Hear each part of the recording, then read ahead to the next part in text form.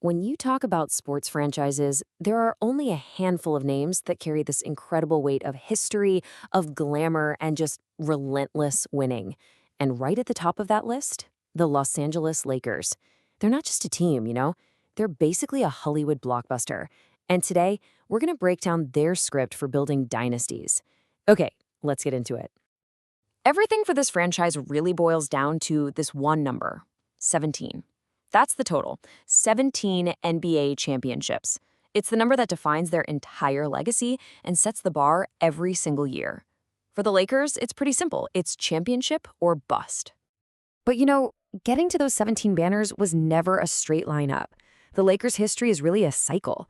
They build this absolute titan of a team, it dominates, it eventually falls apart, and then right from the ashes, a new one rises. It's this incredible story of constant reinvention.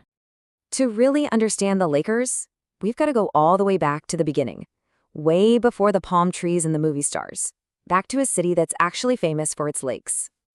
So, believe it or not, the team actually started out as the Detroit Gems back in 1946. They only lasted one season before they were sold and moved to Minnesota, where they got the perfect name, the Minneapolis Lakers. And they didn't waste any time. Just 2 years later, they won a championship in the BAA, which really just set the stage for them to completely take over the brand new NBA. And this was the guy who made it all happen: George McCon. At 6'10", he was just a revolutionary force back then. I mean, the NBA itself calls him the league's first superstar, and for good reason. He was the anchor for everything that first Lakers dynasty built. And just look at how dominant they were.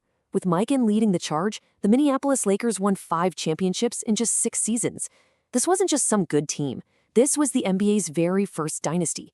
It's where that championship or bust DNA really started. So after Mikan retired, the team kind of fell on hard times financially. So in 1960, they packed their bags and headed west, trading the land of 10,000 lakes for the glitz and glamour of Hollywood. And this move, it kicked off a brand new era, one that was defined by some incredible talent and some unbelievable frustration. So the new LA Lakers were led by 2 of the most gifted players in the game: the high-flying Elgin Baylor and the legendary clutch shooter Jerry West. The guy whose silhouette is literally the NBA logo. They were megastars who brought the team so close to glory over and over again. But they kept smashing into what you can only call a green wall. I mean, you can just feel the heartbreak here. Their biggest rival, the Boston Celtics, just had their number. In the 1960s, the Lakers made it to the NBA Finals 6 times. And every single one of those 6 times, they lost to Boston. It was just a brutal, brutal chapter for the franchise. So what do you do when you just can't get over that final hurdle? Well, if you're the Lakers, you go out and get one of the most dominant players of all time. In 1968, they brought in Wilt Chamberlain, creating their own big 3 to finally try and take down Boston. It took a couple of years, but all the pieces finally clicked in the 71-72 season. That team, with West and Chamberlain, went on a run that is still a record today in all of major American pro sports, a 33-game winning streak.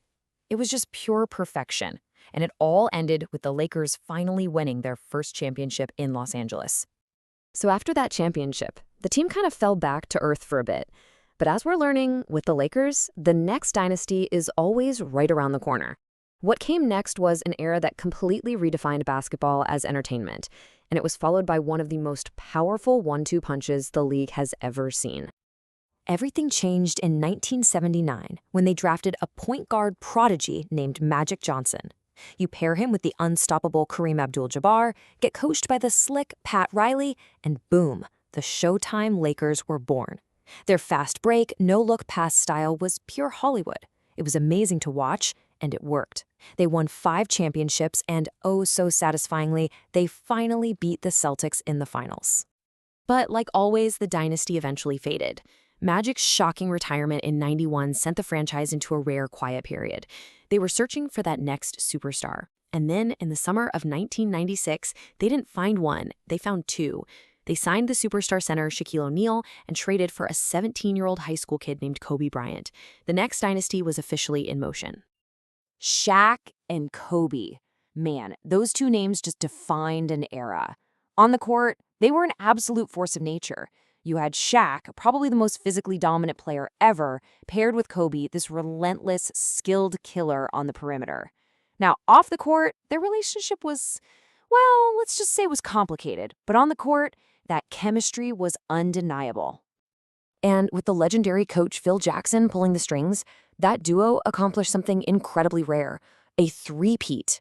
From 2000 to 2002, they were the undisputed kings of the NBA. They just steamrolled everybody. After Shaq was traded, the Lakers had to rebuild again, but this time they did it around a single determined star. This next chapter would see one legend cement his place among the greats, and another one arrive to carry the torch. In those years after Shaq left, Kobe Bryant proved he could absolutely carry a team on his own. And his greatest individual moment came in 2006 with this just jaw-dropping number, 81. He scored 81 points in a single game. That's the second most in NBA history. It was a truly legendary night. But, being great by yourself isn't enough to win it all. So the Lakers traded for the skilled big man Pau Gasol, and that gave Kobe the championship partner he needed. He led that team to 2 more titles, winning back-to-back championships and really cementing his own legacy. And that second one in 2010, it came in a brutal 7-game series against, you guessed it, the Boston Celtics. After Kobe retired, the Lakers went through their longest playoff drought in franchise history. But then, the cycle started all over again. Step 1, sign the biggest star on the planet, LeBron James. Step 2, trade your young players for another superstar in Anthony Davis. And Step 3, in their very first season together, they won the 2020 NBA championship, the franchise's 17th title. So when you look back, Meekin, West, Magic, Shaq, Kobe, LeBron, you really start to see a pattern emerging, right? How have they pulled this off over and over again for more than 70 years? What's the secret? What's the formula? When you really break it down, the formula is surprisingly consistent. It always starts with a transcendent, once-in-a-generation type of superstar. Then you have to pair them with another star player or a perfectly built supporting cast. You need visionary management to make the moves, you need the unique star power of playing in LA to attract talent, and you need a culture that accepts nothing less than winning a title. That's the blueprint. And that really brings us to today. That blueprint has worked for decades. But the modern NBA is a whole different beast. Players have more power than ever, super teams form and then fall apart in the blink of an eye. So the big question is, can that historic Lakers formula still work? Can the cycle begin all over again?